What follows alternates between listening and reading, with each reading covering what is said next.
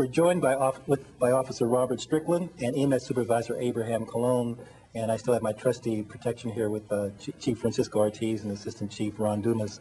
And we were chatting earlier about the open house for the police and fire department. Really, the title is a career for life. I mean, this is something that's it's for your life, for their life, for the community's life. And there's going to be an open house for people that want to find out what does it take? Should I consider becoming a police person? Should I consider being a fire person, fire department person? And the open house will be held on Saturday, June 24th at Johnny Martinez School, and that's located in the Fairhaven section of New Haven, 100 James Street. But we're going to kind of continue with Officer Strickland and EMS Supervisor Abraham Colon about hearing a little bit about their job, what they do. The whole purpose of this show is for people to kind of see the human element. These are people that are on the street really protecting our lives and protecting our wives' lives and our husbands' lives and our children's lives. You heard it sounds kind of rose-colored glasses, but it's needed. Plus, there's a problem-solving aspect to these jobs, and the people get fulfillment out of it. So we're going to start with Robert. Kind of share with us what you do on the. We know I feel safe with your being there. I had a chance to pat you down when you came in, and I see that you're more protected than I am. And you had the equipment here. And I think you're at the academy, right? You're at the yes, sir. At the academy as well. But share with us, with some of our viewers, what you're involved with with the police department. I've been on the department for now 11 years, and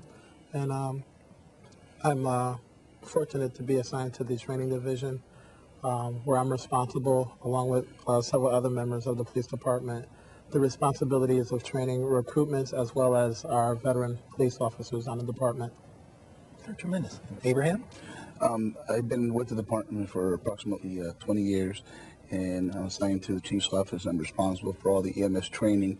And in addition to the EMS training, I'm also responsible for writing the EMS component of the recruits when they come in. Indeed. So those that apply will definitely see me.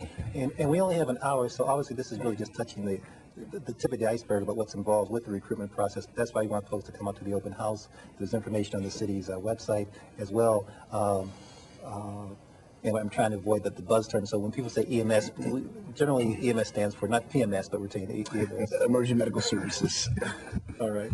And Robert, tell us, you've been on the force how long again? 11 years. 11 years. So is that long enough to say with some of the things that you like about the job? Have you come up with some of the things that you find of interest or challenging or of interest to you? Sure. One thing I like about, I can speak for our department only, is the fact that they, with community-based policing, you're given the opportunity to deal with people, problem solve, as well as later on go back and check on their welfare. Take the time out, even though we're very busy. You have the opportunity to go back and spend time with that family that you had dealings with. I think some of the most challenging things are just in life is dealing with different personalities and different people. And Abraham, same question. Well, it's a very rewarding career from the perspective of for those individuals who want to serve the community. This is really a place where you get to do that on a continuous basis, every day, every hour, and the self-gratification that you get from helping an individual it's an unbelievable feeling and experience. Boy. Because I mean, it takes commitment. You seriously have. Commitment's kind of an understatement as a term, because when you're a layperson, you say I'm never going to do that job. But this show is to try to encourage people to come out. Or there are other people on the street you think that should take advantage of this opportunity, that should become police people, that should become fire. There's obviously a softball question that should become fire department people. Should join the force, should come to the open house. So what are some of the advantages in your mind for a person to do that? Some of the advantages are that if you're looking for a self-rewarding career, and if you're looking for a career that every day you're going to make a difference in someone's life, by all means, police and fire is the place to go. Yes. Robert? Pretty much the same thing. Seeing the results immediately, yes, that you've had some type of positive influence in someone's life. You don't have to wait months, years after. You can see it immediately. Again, going back where you can go to a domestic dispute, and then 3-4 hours later you can go back on your shift and talk with that family just to check up on them. Yeah. And you can see the immediate results there, right then and there. That's so important because sometimes there can be a generational impact in a negative way. In this way, you're kind of instilling the generational impact in a positive way. Do you concur, Chief? I would agree. I think what both these gentlemen are telling you is that there's a connection with public service in New Haven with the residents and the businesses and the kids. It's a small city. It's only 125,000 residents, some 22 square miles. But these men and women do their work in the field, on the streets and in the schools. So they know our families. They grow up with our families, and they're embraced by our families. Now, with that comes accountability on both sides.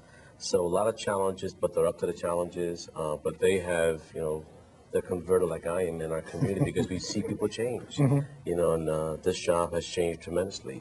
The diversity that New Haven has in its public safety offices is not what's going on throughout the country. So we're very proud of that.